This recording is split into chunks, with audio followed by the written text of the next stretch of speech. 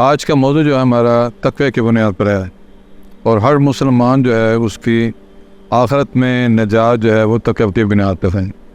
انسان نے تقوی پہ کیسے عمل کرنا ہے، اس کے بارے میں اس موضوع کے اوپر قرآن حدیث میں بار بار اس کا ذکر ہے۔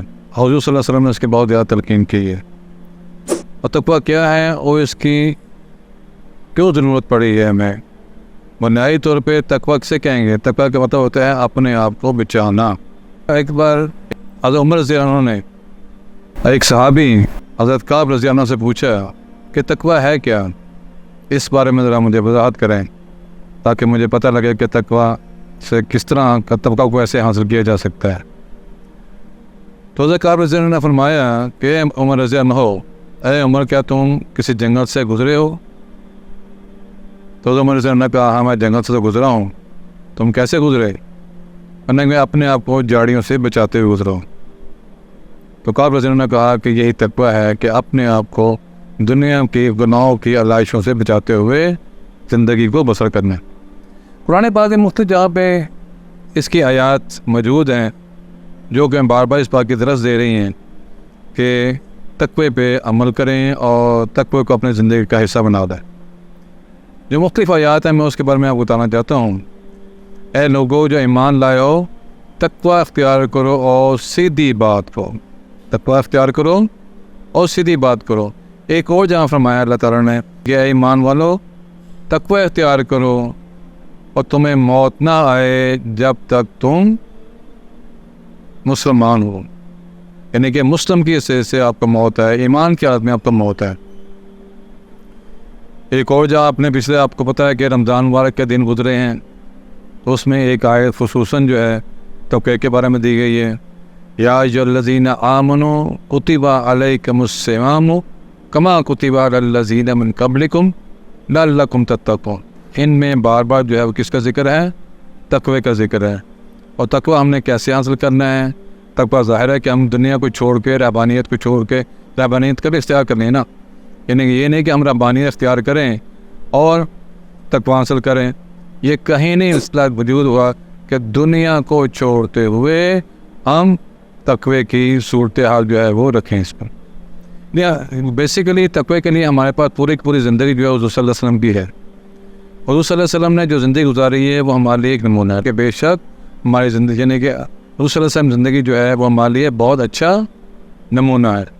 یعنی کہ حضور صلی اللہ علیہ وسلم زندگی جو ہے ہمارے پاس تمام کی تمام ان تمام ادوار میں موجود ہے جو کہ انسانی زندگی میں ہوتی ہے۔ حضور صلی اللہ علیہ وسلم وصیت والد کے، وصیت خامند کے، وصیت سپہ سالار کے، وصیت استاد کے، یعنی کہ وہ تمام کے تمام مواقع جو ہیں جو انسانی زندگی میں آتے ہیں وہ تمام حضور صلی اللہ علیہ وسلم زندگی گزار کر بتائی کہ چاہے ایک انسان فوجی ہے اس کے لیے زندگی ہے، ایک استاد ہے اس کے لیے حضور صلی اللہ علیہ وسلم زندگی ہے، ایک باپ ہے اس کے حضور صلی اللہ علیہ وسلم زندگی ہے، ایک کاروباری ہے اس کے حضور صلی اللہ علیہ وسلم زندگی ہے۔ تقوی ہے کیا چیز؟ تقوی یہ ہے کہ اللہ کا ڈر اور اللہ کا خوف۔ اگر آپ کے دل میں اللہ کا ڈر اور خوف آتا ہے تو آپ کی جو عملی زندگی ہے وہ ایک سکون اور آرام کی گزرے گی۔ جیسے آپ کہہ لیں کہ آپ کاروباری معاملات کرتے ہیں تو کاروباری معاملات میں عام طور پہ کہا جاتا ہے جناب بغیر دھوکے کے تو کام ہوتا نہیں ہے، مارکیٹنگ کا کام بغیر دھوکے کے ہوتا نہیں ہے، کیسے ہم کمائیں گے؟ بغیر رشوت کا کام ہوتا نہیں ہے۔ لیکن ایک چیزیں رکھیں کہ جس نے دھوکے کے ساتھ، رشوت خانے کے ساتھ حرام کی کمائی کو اپنے پاس لازم کر دیا تو اس کی تمام زندگی جو ہے وہ جہنم کی بن گئی۔ تو اللہ کا ڈر، اللہ کا خوف میں کیا کہتا ہے؟ اللہ کا خوف کہتا ہے کہ جو چیزیں قرآن پاک میں بتائی گئی ہیں اس کے مطابق اپنی زندگی گزارو۔ جیسے قرآن پاک میں سورہ بقرہ ہے، سورہ بقرہ کی شروع کی یاد آپ کو یاد ہوں گی، بسم اللہ الرحمن الرحیم، الف لام میم ذالک الکتاب لا ریب فیہ ھدی للمتقین، یعنی کہ یہ وہ کتاب ہے جس میں تو شک بھی نہیں ہے، اور یہ وہ کتاب ہے جو کس کے لیے؟ ہدایت ہے صرف متقین کے لیے۔ متقین کون؟ جو اللہ سے ڈرنے والے، گناہوں سے پرہیز کرنے والے، نیکیوں پہ عمل کرنے والے۔ حضور صلی اللہ علیہ وسلم نے کہا کہ مسلمان کی تمام 24 گھنٹے کی زندگی جو ہے، ایک مسلمان کی 24 گھنٹے کی زندگی جو ہے وہ عبادت پہ ہوتی ہے۔ تو عام انسان سوچتا ہے کہ 24 گھنٹے کی بات کرنے کیسے ہو گئی؟ یعنی کہ انسان دنیا کا کوئی کام نہ کرے، بیوی بچوں کا کوئی خیال نہ رکھے۔ تو اس نے بتایا کہ آپ کا ہر عمل جو ہے وہ اللہ کی دی ہوئی ہدایت اور میری سنت کا مطابق ہوگا، تو آپ کا کام جو ہے، آپ کی زندگی جو ہے وہ 24 گھنٹے دین پہ گزرے گی۔ جب وہ صبح اٹھیں تو صبح کی اٹھ کے دعا ہوتی ہے وہ پڑھ کے اٹھیں، بیت الخلاء میں جائیں دعا پڑھ کے جائیں، مسجد میں جائیں دعا پڑھ جائیں، اپنا پہلا پاؤں تو دائیں پاؤں اندر رکھیں تو بائیں پاؤں اندر لے کے جائیں، جب مسجد سے باہر آئیں تو بائیں پاؤں باہر نکالیں، پھر دائیں، پھر دائیں تو پاؤں باہر نکالیں۔ یہ وہ اعمال ہیں جو حضور صلی اللہ علیہ وسلم نے بتائے۔ اگر اس کے مطابق زندگی گزاریں گے تو ہمارے کو مشکل نہیں ہے۔ یہ نہیں کہ ہم جنگل میں جا کے اپنے تصویر پھیرنی شروع کر دیں اور اللہ کے بعد دینی شروع کر دیں، بلکہ اس کے بارے میں یعنی ایک واقعہ کیا تھا کہ اللہ تعالیٰ نے فرشتوں کو کہا کہ ایک بستی جو ہے آپ نے اس کو تباہ کرنا ہے، کیونکہ وہاں پہ نافرمان لوگوں کی اکثریت ہے، میرا نام لینے والا کوئی نہیں ہے۔ تو جب کہ اللہ تعالیٰ نے کہا جہاں پہ میرا ایک بھی نام لینے والا کوئی ہوگا تو اس بستی کو یا اس چیز کو یا اس دھرتی کو تباہ و برباد نہیں کیا جائے گا۔ جب فرشتے نیچے آتے ہیں تو بستی کو تباہ کرنے کے لیے تو دیکھتے ہیں کہ ایک شخص جو ہے اپنی خانقاہ میں بیٹھا ہوا ہے اور اللہ اللہ کر رہا ہے۔ تو جو تمام فرشتے جو ہیں اللہ تعالیٰ کی طرف جاتے ہیں، خالق کائنات، ہم نے زمین میں ایک شخص کو، اس بستی میں ایک شخص کو دیکھا ہے جو کہ تیری ہر وقت 24 گھنٹے کوئی لمحہ ایسا نہیں ہے جو تیرے ذکر سے خالی نہیں ہے۔ اللہ تعالیٰ کہتے ہیں ان فرشتوں کو کہ پہلے اس شخص کو تباہ کرو، کیونکہ اس شخص کو اتنا احساس نہیں ہے کہ باہر جو ہے وہ میری نافرمانی ہو رہی ہیں کہ میں ان لوگوں کو نافرمانی کرتے ہوئے روکوں۔